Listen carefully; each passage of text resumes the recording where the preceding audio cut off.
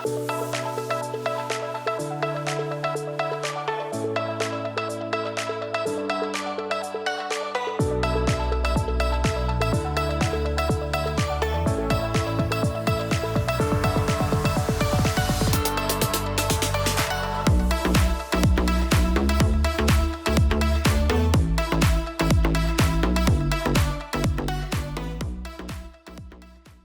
guys, Steph here from Evolution Building Group and welcome to a new episode in our Inspiration series.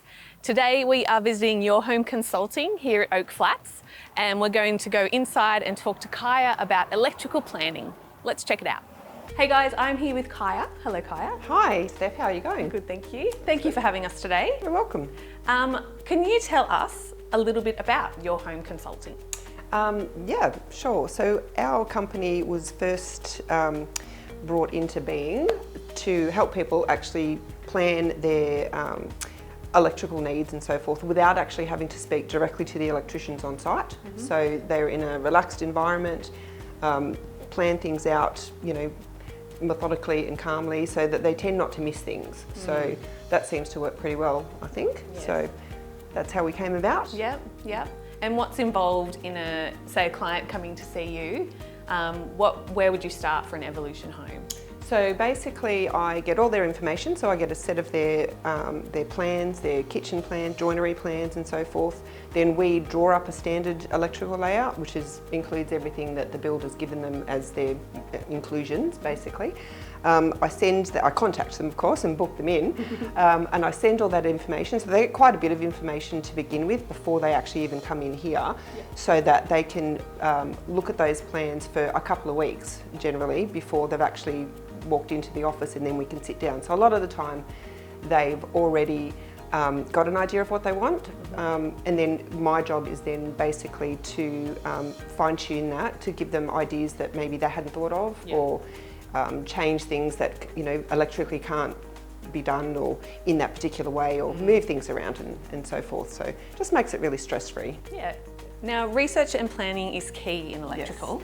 Yes. What's some of the advice that you would give to clients who are just starting the process and they're about to come in to see you? Okay, so once they've got their plans from myself, I would talk to them about where their furniture is going to be, what wall the television's going to be on, in terms of light, windows, lounges, where the bed's going to be. Is it going to be under the window, that kind of thing.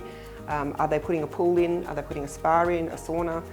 All those kinds of things, because I actually need to know how big a circuit, for example, the heater needs. There can be 3 different sizes. So they really need to speak to their pool company, because that's a common one.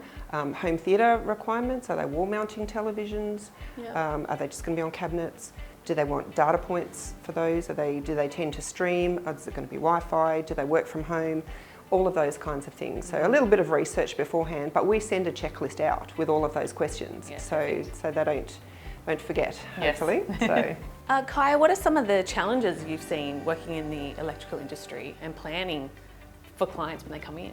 I guess poor planning is one of the things that comes up. People think that, or assume that they can do things after handover, whereas in a double-storey house that's just not possible for quite a few different things. Particularly with the pool I mentioned before, that has to be on its own circuit and has to be the right size circuit. So if they don't have that cabling already run to the back of the house, then that's almost impossible to do later on.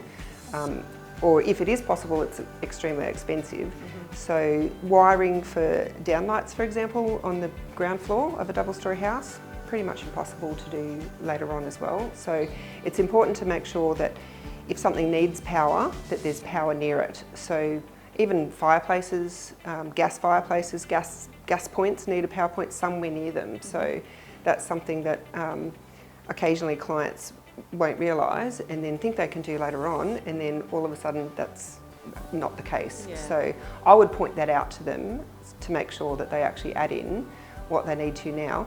Other things they can do after handover if they really, really do want to save money, for example, but some things just need to be done. That's all there is to it. Technology is always evolving. What are some of the trends that you're seeing, Kiah? I think the most common things people are coming in and asking for are security cameras, remotely accessed security, that kind of thing. The alarm system can be upgraded as well to be controlled by their mobile phone, so they don't need to get remote controls for the garage door because you can use your phone, which everyone's got in their hand, to open the door. We've got USB charging in the both A and the newer C type as well, which is becoming quite popular.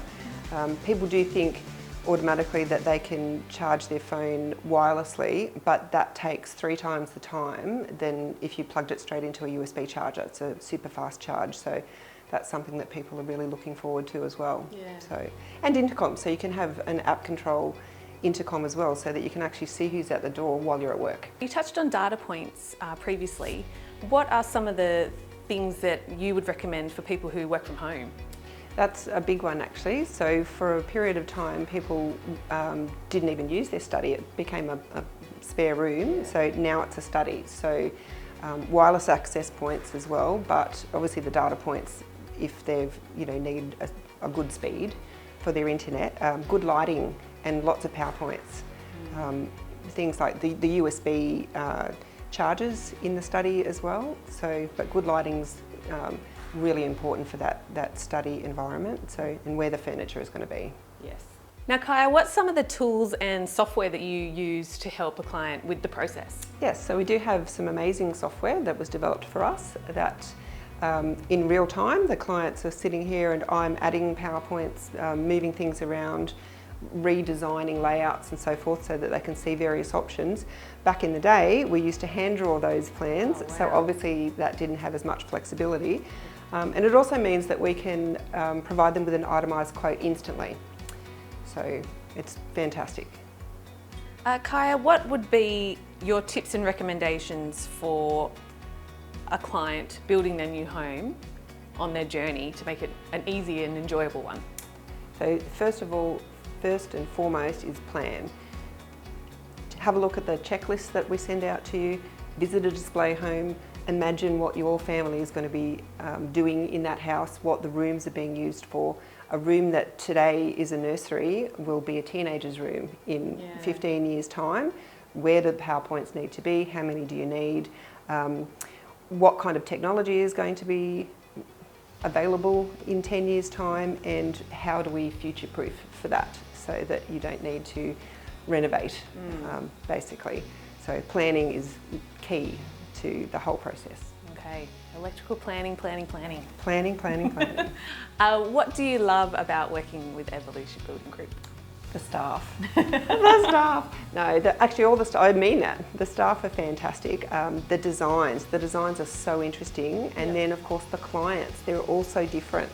So I think that reflects basically the houses that you actually do offer.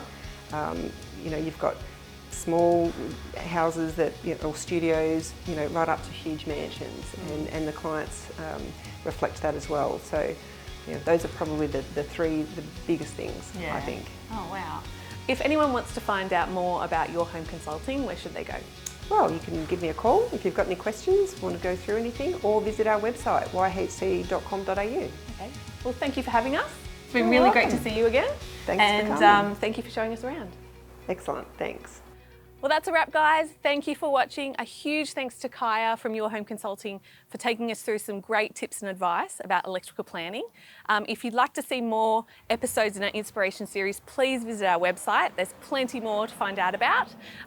If you want to find out more about Evolution Building Group, go to our display home, website, socials. We're all everywhere. And thank you for watching. I'll see you in the next one.